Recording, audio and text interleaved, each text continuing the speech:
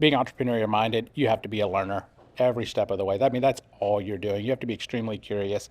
Can't be set in your ways. You can't be arrogant about anything, right? So at all times, I am learning, and that is extremely fun for me. Hey, it's Nate Disarro, and welcome to Titans of Industry, the podcast where I talk to industry leaders and innovators who are at the top of their game and leading the pack in their fields, uncovering some of the best stories in today's business landscape. In this episode, I speak with Jeston George, CEO and founder of Aptigee, an education technology and marketing startup.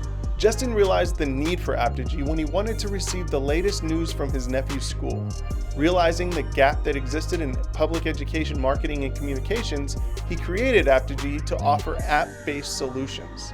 Aptigee is now booming with 350 employees in multiple countries, a spectacular new office space, and a culture that values customer relationships and innovation without sacrificing quality. Now, let's get to the episode. But before we do, let's talk about content strategy and video for marketing your business. Our team at Content Titan is committed to great storytelling no matter what industry you're in. It's crucial to engage, entertain, inform, and captivate your audience, and video is the best way to do it. Having worked with people and organizations of all shapes and sizes, our team has the experience to deliver the right content at the right price. We are easy to do business with, and we know how to get you results. Visit contenttitan.co to learn more. Now here's the episode with Jeston George.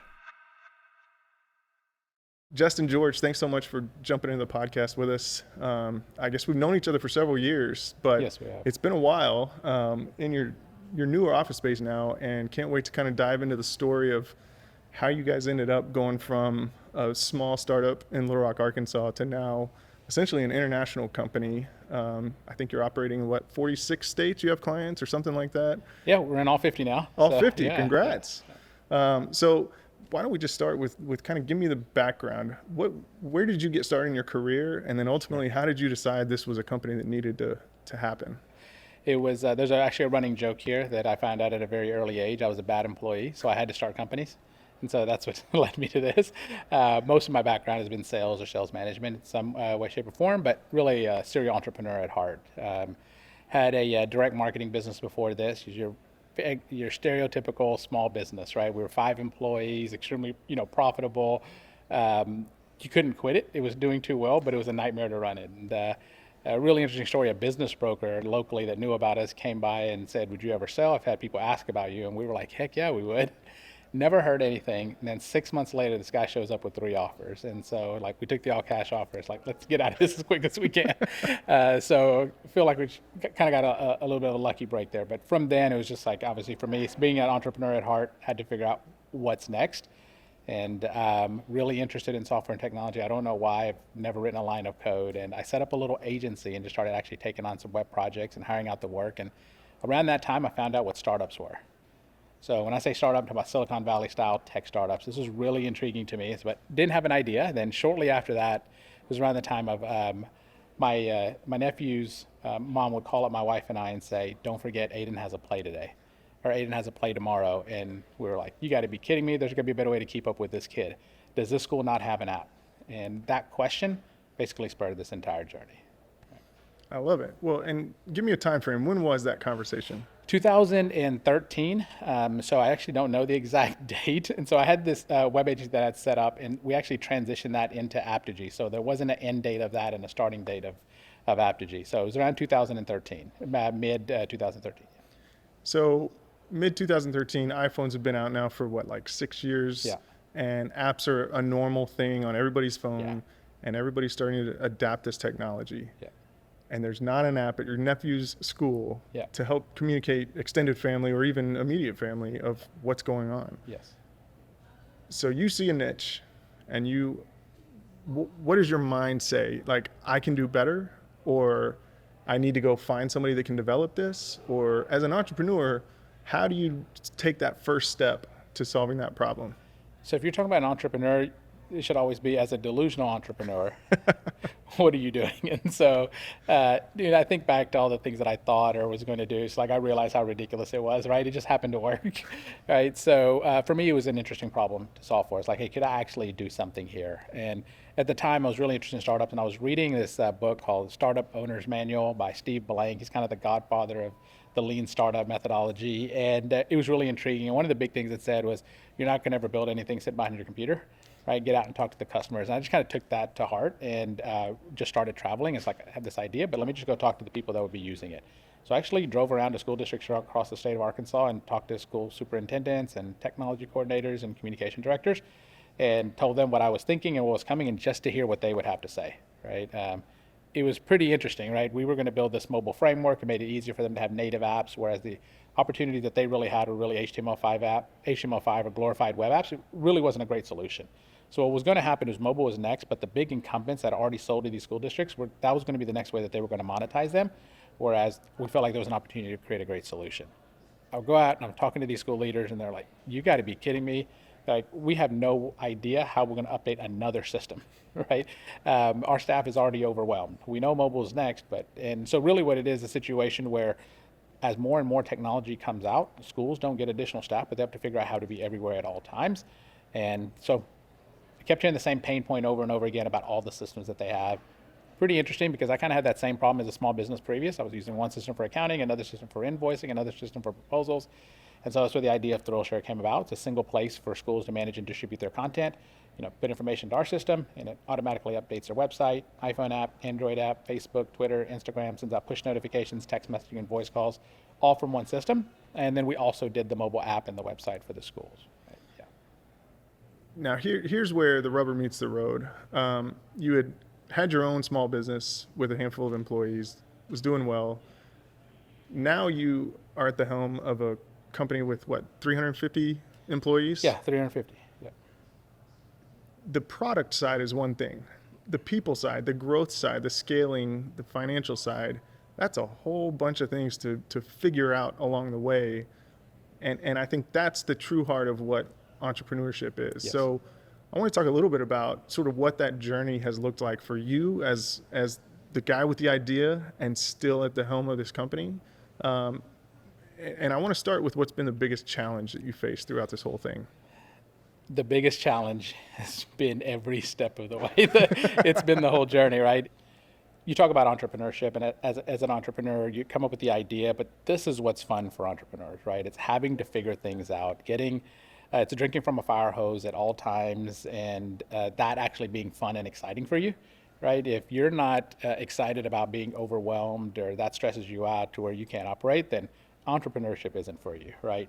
Luckily for me, I found my calling. Like, this is what I want to do. I need things to be on fire at all times. So I couldn't have signed up for anything more suited for me than this. It's so interesting. I think back to the early days and how little I actually knew, right? But again, this is what I wanted to do, right? I want to drink from a fire hose and figure out what is this next thing that I need to learn, right? As far as the biggest challenge, no matter what you do that you have success with, you never get to rest on your laurels, because that next level or that next size that you're going to get to, some of what you did that worked excellent for you may work again, and some of it may not. And there's nothing that tells you ahead of time what's going to work, continue to work, and what's not, right? So it's hard for me to identify a single problem, right? Product development and scaling the product and engineering team was just more of a challenge I could imagine, right? At a time where engineers are becoming more and more hard to hire, right? Sales, that's great. It's real cute in the early days when I'm driving around to schools and making a few sales, but now there's an entire sales organization. That's extremely difficult. How do you scale lead generation as you're growing? I think the biggest challenge for me has been transitioning from hands-on, doing everything operationally, into leading other leaders and stepping out of the way, right? I was a control freak and felt like I needed to have my hands in everything, and that transition is happening, right? And the great thing about it is I'm actually enjoying that piece of it as well. But leading other leaders versus being an entrepreneur in the early days and having your hands in everything and making every decision are two very different animals. And that transition has been a lot more difficult than I thought it was going to be originally. And it took me a lot longer than it should have to do it. Do you still find yourself as excited to get up every day and come manage other leaders and work with other leaders as opposed to the early days where you were kind of involved in Yeah. a little bit of everything? I have. So I'm as excited as I've ever been in the business, and so we're venture backed and have great conversations with our partners. And one of the conversations they have with me is that, how are you feeling? Like, is this what you want to be doing, right? And another question that you talk about in the early days is that these phases of the business are extremely different, and there are certain parts that are suited for you, and there are certain parts that are not. And something interesting, something unexpected for me has happened is that I've liked the next phase that has happened as much or more than I've liked the previous phase. And that's another thing that's been extremely surprising. I really thought that we were going to get to a size and I was like, okay, this isn't for me. But every new challenge, I was like, oh, this is fun. So as far as you know, and as far as you're concerned, the conversation you have with your venture partners, that's not always the case, Correct. right? A lot of people end up to that next level and they're like, no, take me back. I just want to be the COO or I want to be a VP of something and not run this whole company. How do you ensure that you have the right skills and tools to then move to that next set? What's your educational process look like? I don't know if I have an actual process, but again, being entrepreneurial minded, you have to be a learner every step of the way. I mean, that's all you're doing. You have to be extremely curious. You can't be set in your ways. You can't be arrogant about anything, right? So at all times, I am learning, and that is extremely fun for me to learn, right? The other thing is you got to surround yourself around with people, or at least a network of people that have been at those next stages, and have conversations with them about what's coming. What are the things that I'm not going to realize that I'm going to have to face? Have those conversations, figure out what that means for you, figure out where you need to grow, or figure out who are the people that you need to bring on to be able to handle those in the right seat. Well, as Jamie was giving me the tour, which I mean, I mentioned the last time I was in y'all's office was probably 2016 or somewhere around there. And it was in, one of the towers downtown, which is what I refer to as a Little Rock startup. And then I came to this office and now we're in a Silicon Valley startup, right? That's what kind of goes through the mind as we see the gym and the catered lunches and all the things that kind of are representative of what we think of as sort of the more Silicon Valley tech startup. Yeah. And so as you continue to use the vision that you've got to expand the company, what are your biggest hurdles that you think you still have to overcome with growing this organization? It's taking what we've done and figuring out the next level of scale for it. It's interesting, like we'll change a process or something because we're getting to a certain size and what we did before won't work. By the time that gets implemented, it's time to change it again, right? So hiring and finding the level of talent that we need to find at the velocity that we need to, that's what's really hard, right? So if you need to add 200 employees, that's great. But if you need to add 200 employees in 9 months, that becomes really, really difficult, right? And so scaling challenges is what we are paranoid about. We are paranoid about all the things that has worked for us up to this day not working moving forward. And there's just a lot of decisions. The other thing I really worry about is kind of losing that entrepreneurial spirit as we get bigger, right? Because you do have to have more processes and systems in place. You do have to get organized. But in that, how do we not lose that sense of hustle that we had of just by any means necessary, you figure it out? So those are some of my concerns. It's scaling issues and losing that entrepreneurial spirit as we get to a certain size. I read something where you mentioned that one of the skill sets that you didn't think you would need in order to scale this business was creativity. Yeah. Talk to me about why you said that and what that means. Yeah. We have a saying here that processes and systems are easy, and everybody else says that people are the hardest thing about business. So we think people are really hard, but we think creativity and originality is the hardest thing about business. I think with marketing, everything turns into a playbook, right? And so there's different ways. This is how a successful company has done something in the past, and you can take their playbook and you can do it. Now people ops has become really important and culture is being important. Now there's playbooks on how to do that the correct way. As soon as there's a playbook around creativity, it's no longer original, right? And so we put a big emphasis on creativity and originality as the kind of the heartbeat of our business from the very early days. If you don't separate yourself, then you and everyone else are playing the exact same game with the exact same spreadsheet and the exact same metrics, and you're looking for those little tiny pieces of incremental improvement over somebody else. The only way to truly separate yourself is through creativity. And if you had asked me what would have been one of our biggest competitive advantage in the very early days over everybody else, I never would have thought it was going to be creativity. right? But we do a very good job of separating ourselves from everybody else that we compete with by just being creative and original and willing to take chances on things. I read an article, an essay very early on that influenced me. It's by Paul Graham, who's the founders of Y Combinator. It's called Do Things That Don't Scale. So everything about a tech startup is about scaling. So how do you in your mindset be okay with doing things that don't scale? And kind of our framework around it is that we come up with an idea to do something. And to be creative, you don't have to come up with things that no one else came up with. You just have to do things that no one else is willing to do. And that's actually what creativity is. So we might have an idea around how we're going to approach our customers. And it's nothing that our competition ever came up with. It's just that when they built the model and when we built the model, the return on investment said this makes absolutely no sense. When we see something that makes absolutely no sense, we get excited because for us, it's not that there's not an ROI. To us, that's evidence that the competition won't do it. We know how everybody else runs a business, and it's through the spreadsheet. And so when something goes against the spreadsheet, that's a guaranteed way to separate yourself and to stand out.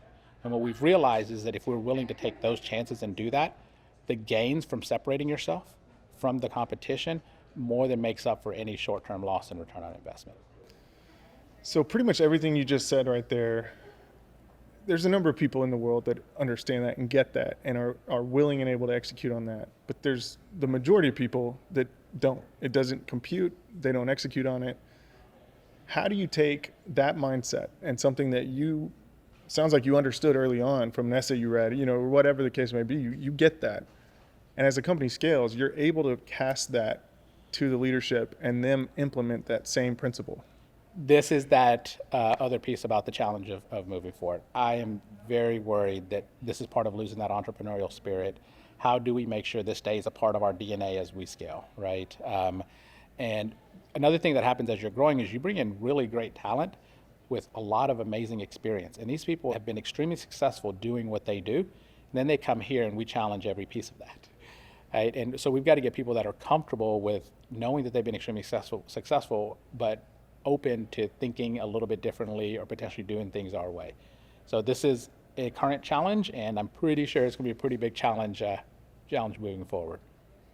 Let's talk about some general philosophies. I love to dive into this with people and kind of understand from a philosophical standpoint, where you stand and how you kind of look at things. But do you have any general philosophies that you follow either in life or as an entrepreneur, which probably check both boxes for you, but are there any specific marketing systems or productivity systems or frameworks that you kind of look at and say, all right, I know this is going to work for me and my team, and I'm going to implement this at all costs? I think as far as a philosophical way of looking at things, first principles thinking is, I think that defines a lot of what we do. One of the things that we say here is that we're going to challenge the status quo on absolutely everything. We're okay with the answer being status quo. We're okay coming back to it, but only after it's been challenged. And I think in business and in life, most of the things that there's data around, there's no context, right? And when you start to break down what the real problem is, like what are we actually trying to solve? And then you build back up using first principles and asking why 100 times, what you realize is now you start to wonder, why on earth did people do it the other way? Right? And a lot of times they did it the other way because that's what the person before them did it, and that's the way the person before them did it. And you don't ever get to those if you accept the way that business is supposed to be done. And so for us, it's using first principles thinking to challenge status quo and just to see what do we uncover, right? And sometimes what we uncover is the way that it's being done is the best way to do it. A lot of times what we uncover is we have no idea why people are still doing things that way. And so I think that's a big thing for us is first principle thinking any chance possible. Yeah, I completely agree with that. And I think there's so much, especially in the world that you guys live in with, constantly evolving tech and you guys can't get left behind. You're the first organization that I would assume you would say that you guys have to be at the forefront of every new thought, concept, idea, because if you're not, somebody else is going to come in. Where do you place the ideas and execution of your team versus looking out at the horizon of what your competitors are doing? Are you trying to stay a step ahead of them, or are you not focused on them? You're focused on just constantly creating the best products and services? We're more focused on creating the best products and services for our customers, right? The very early days, I don't know where I read this, but the way we think about it is, what should the future look like for our customers, right? What's the best experience for them 5 years down the road? What would that look like? And how do we build towards that, right? If you follow your customers, they may not be moving towards that, right? Just because they get a feature that's better than yours and they use it in the sales process, that's not getting us to that end state in 5 years, then it doesn't matter. And it's so easy to get thrown off, right? And so we are more interested on what is this long-term vision that we're trying to accomplish for our customers, and how do we make sure that we're going towards that, kind of have blinders on to what most of the competition is doing. Obviously, you know what they're doing because you're competing with them. You have to know how to sell against them. But we want to do our very best not to get influenced by them, because they might not be going to the ideal direction of what's the best for a school leader. All right, I like to ask this question as well. Ideas, execution, and culture. If you have to rank those three in order of importance, how would you do so? For me, last place is ideas. That's easy, right? It's just so easy to come up with a bunch of ideas, right? And I think a lot of ideas get thrown away because somebody didn't execute, and they blame the idea. It wasn't the idea, it was you, right? So for me, 1A and 1B is execution and culture, right? And I think the reason culture has to be number one is that if you have a bad culture, you're not going to execute. So because culture is needed in order to execute, I'd say culture 1, execution 2, and ideas are far, far, far down number 3. Yeah. So I'm curious, what would you put above ideas in that equation of how companies kind of have to have this balance of operations, creativity, all the things that kind of fall into it? What would you put above the idea piece? Relationships with your market and your customers. We've done a really good job of building a relationship. It's more than just customer support and customer service. It's interesting, we take a lot of our competitors' customers away from them. And when we do, they have no idea until they finally get a call that they're switching over to us, right? So they were surprised. And what we've set up is, how do we build enough of a relationship that we're never surprised if someone leaves us, right? So we have 99% customer retention, which is kind of unheard of in software, right? It's usually, 94 is considered good. But so we really emphasize building relationships. We do that with our customers, but we also do that internally in the culture that we're building. And that's why, for example, we're more in office than we are remote. One of the themes I like to talk about is this idea of doing business better. And I think coming out of the pandemic, a lot of people have had to kind of rethink, how do we do business? How do we operate? How do we execute? And a lot of people had some bad practices that they were forced to correct, and for various reasons. So just generally speaking, using that phrase, doing business better, how would you say that you guys are doing business better? Oftentimes I get asked about what's the most important thing you need to get right? And for us, what we realized really early on is there's actually nothing you can get wrong, right? And so for us, doing business better means that we have to build multiple organizations, right? Whether it's our media and content organization, whether it's our sales and distribution organization, whether it's our people ops organization, whether it's our client support, and whether it's our product and engineering, right? So we focus on building amazing, successful organizations at every part of the business. And there isn't one part of us that I think that really stands out. A lot of times there's a narrative that we put out there and it makes one side look like it's, it drives everything. And another time it's a different narrative. But we have really focused on building a great business. And it's actually less about building an EdTech company even, right? It's just the fact that we're in education is kind of icing on the cake. It's about building a great business. And I think another thing that's we're trying to keep going is we've been very authentic in how we do things. When you're authentic, it's much easier, right? I think, for example, let's take culture, right? It's become this buzzword that everybody uses, right? Every interview you go to. So when culture works is when you create a culture that's authentic to who you are. And that's something that we did in the very early days. And an example of that is that, why am I doing this? Right? A lot of people that build an EdTech company will say that, I'm passionate about changing everything about education for the better. It's like, then you should probably become an educator, right? They could actually use you right now, right? And so why did I do this? Is because I love business, right? And when we think about business and what successful business means, we think about all the stakeholders in the business: your employees, your customers, your community, and your shareholders. And we think some of the best companies in the world sacrifice one or two of the stakeholders in order for the betterment of the other two. We said in the very early days, what gets us excited and what we're passionate about is, how do we build an extremely large, successful company where we don't sacrifice any of the stakeholders? And that's been authentic to us from day one. And because it's been authentic to who we are, it becomes easier when the rubber hits the road and you have tough decisions to make. But that's been kind of our driving force and what's carried us through. And so authenticity is really hard in business because there's so many challenges, and it forces you to make decisions that you don't think is truly who you are. So next year we'll have been in business, or since I founded, for 10 years. We've been operating really for about 7.5 years now, 8 years.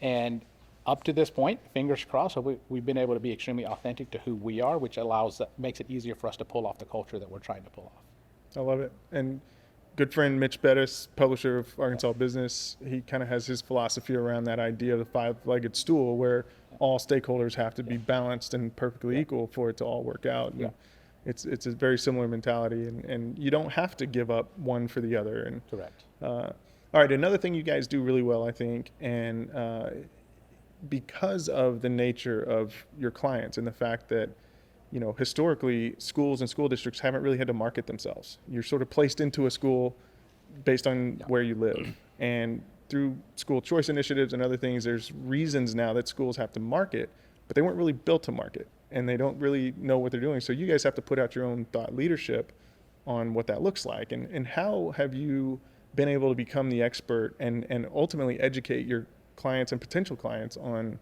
how to market their own school district? It's really interesting as far as educating our client base is that this is literally what we do every day, right? So the thing that they struggle with, that they have to do today, that they weren't trained on, is literally what we're best at, right?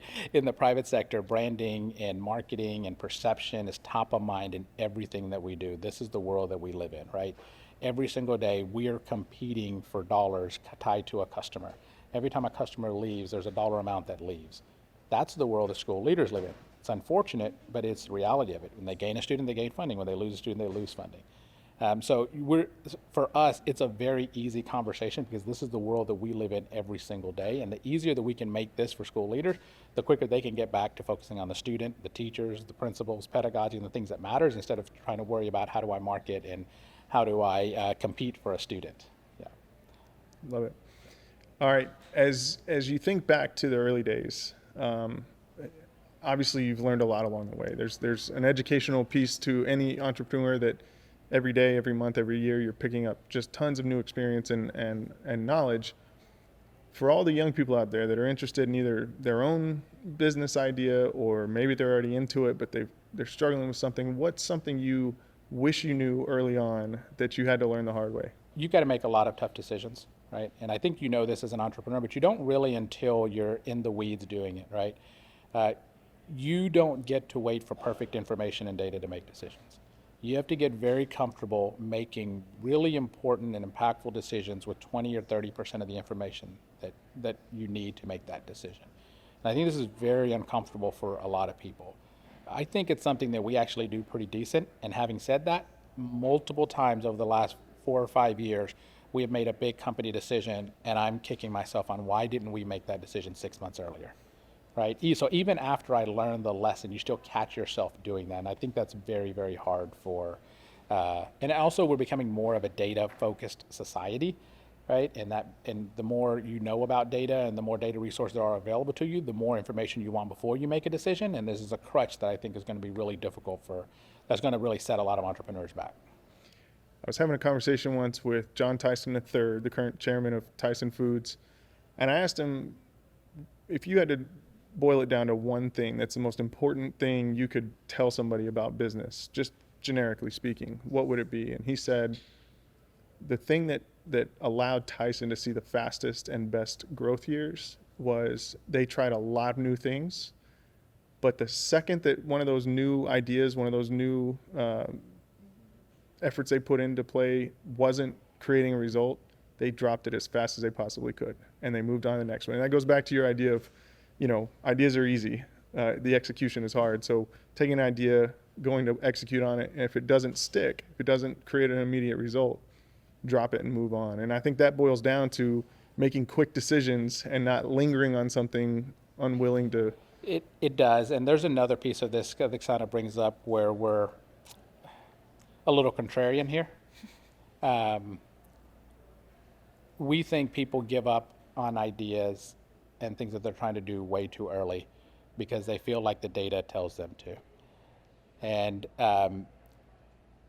when you think about data and statistics, right, these aren't things that happen in a moment of time. It's a spectrum, right? So if you have you're talking about baseball, right? You got two batters, right? They've had 100 at bats.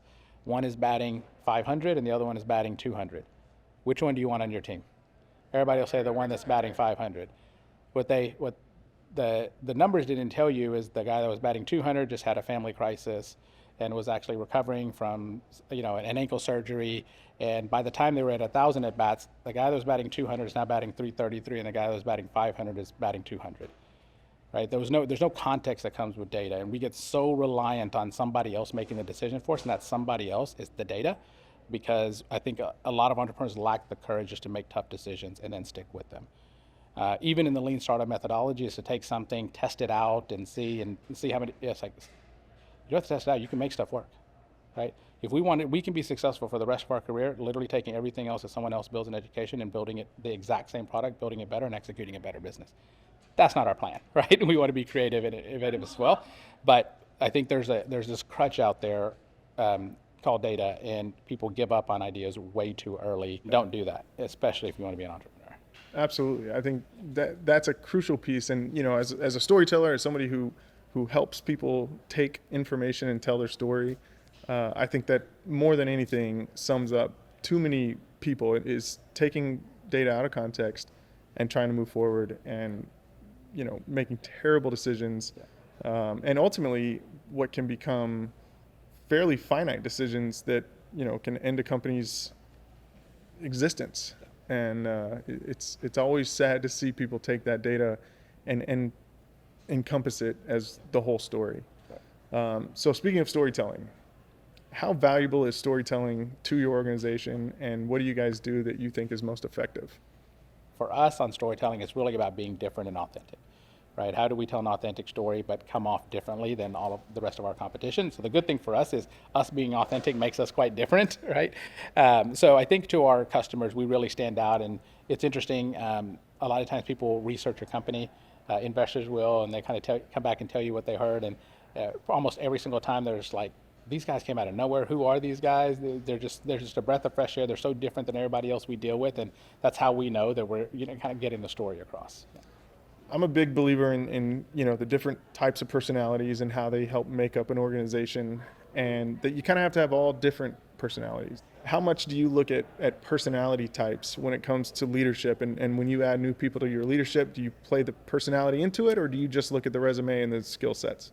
I think a thing that's really hard about culture is especially when you're bringing in leadership is, you want to assess for, this is a really popular thing, culture fit, right? And you have to be really careful, because really what you're trying to see if they align to exactly who you are. I've heard like you want to go grab a beer with this person, and I don't think those are good exercises. I think that you need to find people that are really smart, talented, hungry, and curious. And if they're willing to be curious and feel like they can learn from you as much as they can teach you, then your culture should be able to influence them, right? And so when we think about culture fit, it's like somebody has to have the right culture already to come to your organization, I think is the wrong way to think about it. So for us, it's like smart, talented, hardworking, has the right experience, but extremely curious and wanting to learn, but also teach us, versus just wanting to come show us how they've done it at a bigger company, right? If you get those things and your culture can influence them in the right way, then there's probably some more things you need to look at internally. Man, you're full of sound bites. I don't know if you know that. But I don't know that. So if you haven't written a book, I think you should. But so 7.5 years, and when you look ahead, you look another 7 years down the road. What's next for this company, this organization? Where do you go from here? Yeah. So one of the negatives about selling in the education market, specifically into K-12 public schools in the United States, it's a fairly limited market. Right, if you build software like Salesforce or HubSpot, it's every SMB in the world and enterprise, right? So it's unlimited opportunity. And in education, it's a little bit different. So to be high growth when you have a limited addressable market becomes really difficult, right? And so there's things that we have to do, which are, so for the first 7 years, it's been one product, one market.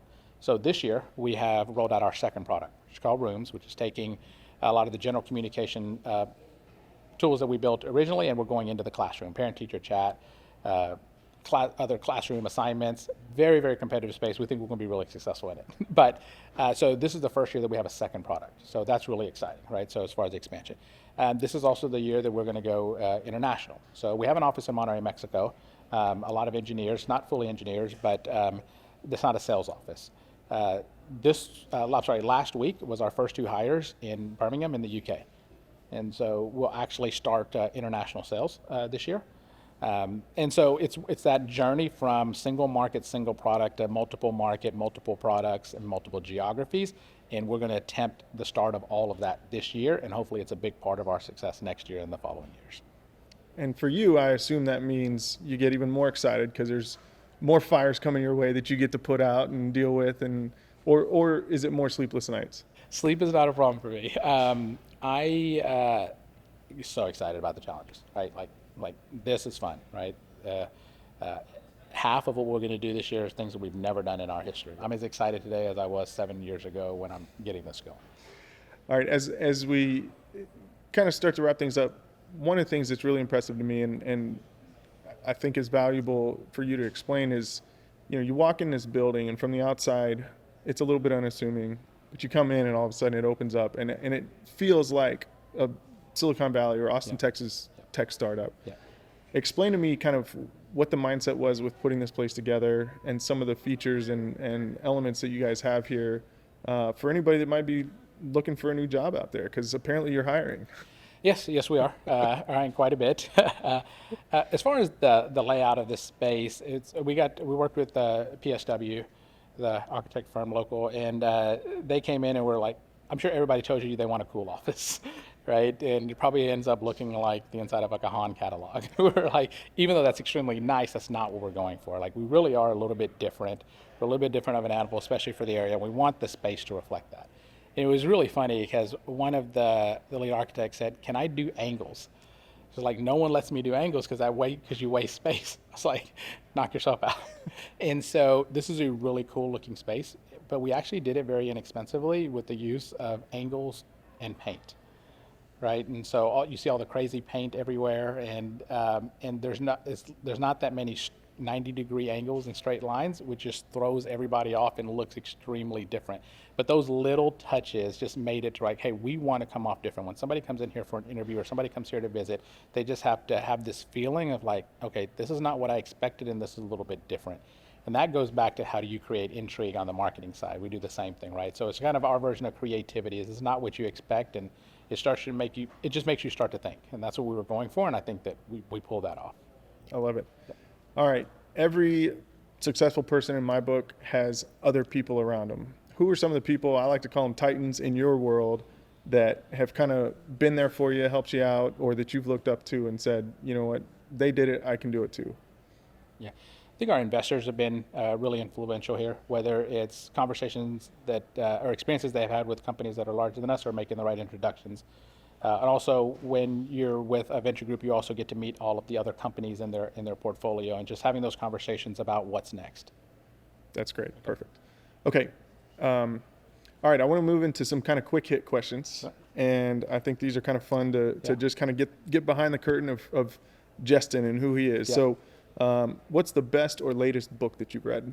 I'm a really big fan of the Steve Jobs autobiography. Right? I really like books written by the entrepreneur or about the entrepreneur. Right? There's a lot of other books I like as well, but if it's somebody that's done it, it's interesting. So anything by Ben Horowitz has a couple of books out, right? Those type of books, yeah. What's part of your daily routine that you can't miss? A morning coffee. It's easy. All right. What's a relatively newly formed habit? This is probably a very common one, but much more aware and thoughtful about what I'm eating, right? So starting with portion control and trying to have healthier eating habits, yeah. Podcast or Spotify? Ooh, depends on the mood, but I listen to quite a few podcasts, and I'm a big music lover, so both. If I have to pick one, let's go Spotify. All right. Favorite musician or artist? What's the next concert you're going to? Oh, the next concert, the guy's favorite artist. So I grew up on hip hop. So that's probably say my favorite, but favorite artist or this style of music is probably like Prince. right? So rock and soul combination is my favorite. Next concert, if I could go to somewhere, it would probably be some old school hip hop artists that I never got to see when I was younger. Like going and seeing them, even though they're like really old right now. It's just Belle Biv DeVoe, maybe? those types of ones. There's an old group called Diggable Planets that I was a big fan of, and they're still touring, right? Best piece of advice you've either given or received? One of the big pieces of advice that we talk about here internally quite a bit is that you can do both. And I think in business, if you think about the business case studies that are done, it's on the biggest companies in the world. And we take that as entrepreneurs and study from that and think that that's the way to do business. At our size, and even though we're successful and we're growing, it's nothing like Amazon or Walmart where you have millions of transactions a minute, right? But yet those are the companies we follow as far as how to do business. And when you're trying to increase quantity, you may have to give up on quality then. And so for us, when we say you can do both, is that we don't have to compromise quality if we want to increase quantity. If we want to do customization, it can still scale. Our values of thoughtfulness and high performance, like we love it when there's friction there. And so I think that, and it's a common piece of advice that we give her regularly at the companies, that we can do both. Netflix or the news? Oh, Netflix. I haven't watched the news in so long. I used to watch the election night, right? I even stopped doing that now, right? And so, yeah, until someone comes and tells me, or if it pops up on my Apple app, I have no idea what's happening in the world. So, do you miss it? Do you miss the news? Not one bit. No, I'm not interested in which way one group is going to influence me one way or the other. So. I know your newly formed habit is portion control and being cautious, but when you can go out and eat anywhere you want, any meal in the world, what are you going to get? What's your favorite food? Home cooked Indian food for me it's obviously that's where I'm from, right? I don't get it as often as I would like. Right? For me, mom or dad cooked Indian meal is my favorite. I love that. Justin, what have we missed? What part of the story have we not told that you think is most important for people to hear? I think one of the exciting things for us here internally, and it's kind of hard to say this, get this through to employees because it sounds like it's just a soundbite, but it's like when we think back many years from now, like 90% plus of everything that we're going to do is actually from now forward, right? Like what we've done up to this date is just going to be, right now is 100% of the story. It's going to be 1 to 10% of the story. And it's like, and so I think that's the part that excites me. And I think it's the part that's kind of hard for a lot of our employees to see because they see that they're a big part of the early days and how much we've grown. But like, yeah, this is going to be a very small part of the story, what we've done so far. That's really cool. Justin, thanks so much for taking the time to sit down and have this conversation. It's been a blast. Yeah, Nate, I appreciate it. Thank you for doing this. Of course. If you liked this episode of Titans of Industry, head to contenttitan.co/podcast for more episodes or subscribe on your favorite podcasting app. Thanks for listening.